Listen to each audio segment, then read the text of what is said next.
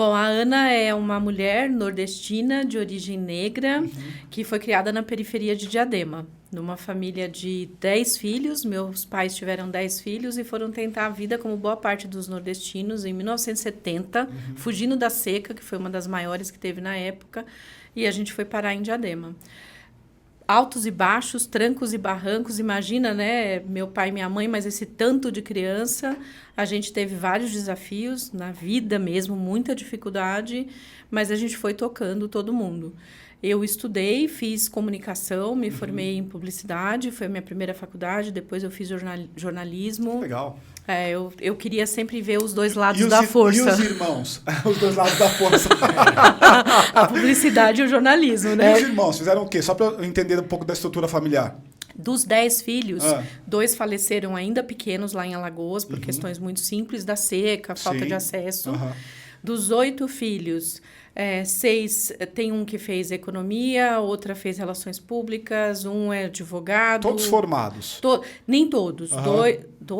3 não se formaram em faculdades, mas tiveram as suas carreiras suas carreiras. Uma irmã, ela sempre foi empreendedora. Que legal. Ela tem um salão de beleza. Recentemente, ela acabou até parando um pouco. E eu tenho 2 irmãos que, infelizmente, nos últimos 10 anos, faleceram de causas... assim, uma irmã faleceu de câncer, meu outro irmão faleceu de AVC há uns 6 anos. Né? E esse background de empreendedorismo existia na família? Eu acho que todo nordestino é empreendedor, né, cara. Pior que é, né? Daquela geração, então, né? Não. Eu posso falar isso com alguma segurança, porque meu pai é piauiense e minha mãe é baiana, cara. Então, tem mais nordestino que isso, cara? Não tem como. Eu não conheço mais ninguém que tenha que seja ou piauiense ou que o pai seja piauiense, cara. Você conhece alguém, João?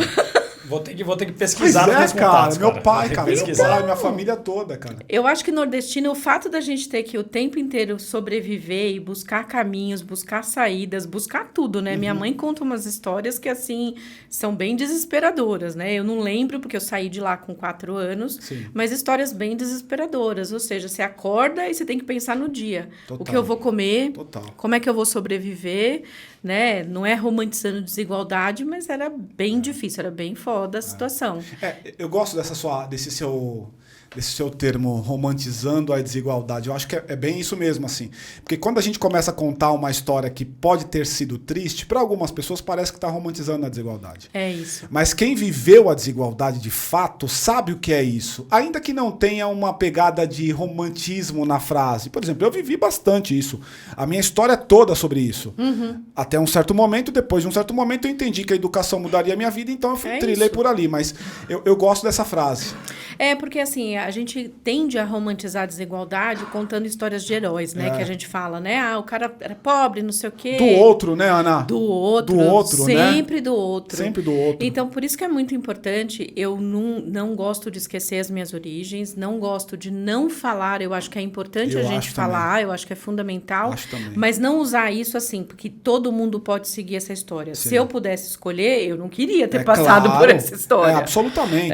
Eu queria ter condição, né? Claro, esse é um outro ponto animal da fala, porque nessa coisa do romantizar, né, é como o João tava brincando no off. Quando a pessoa morre, normalmente ela vira um herói, né? Ela fica mais bonita. Ninguém fala mal. Todo mundo vai dar reportagem dizendo que ela era incrível, né, que ela não sei o quê. Agora, uma coisa é se tivesse opção, talvez eu teria feito. Se você me perguntava, se tivesse opção, você teria mudado alguma coisa na estrutura da tua família? Teria, cara. Talvez eu teria morado aqui em Higienópolis, teria feito faculdade em Nova York, sacou? Pois falaria inglês fluente, né? Desde criancinha, não é? E vamos colocar as coisas em estatística, que ficou bem fácil. É triste, mas assim, 20% ali dos irmãos não conseguiram chegar em Diadema. Não conseguiram chegar em Diadema. Então, esse é o ponto. Esse é o ponto. É isso, né? A desigualdade, ela tá nesses 20% e os outros acabam sendo exceções, etc, né? Esse é o ponto. Eu acho que a gente trata, às vezes, as exceções, que são essas histórias mesmo de história de herói, como se fosse a normal. E a gente não pode tratar desse jeito, né? A gente vive no 7º país mais desigual do planeta. O Brasil, no ranking mundial, é um país que tem muita concentração de renda.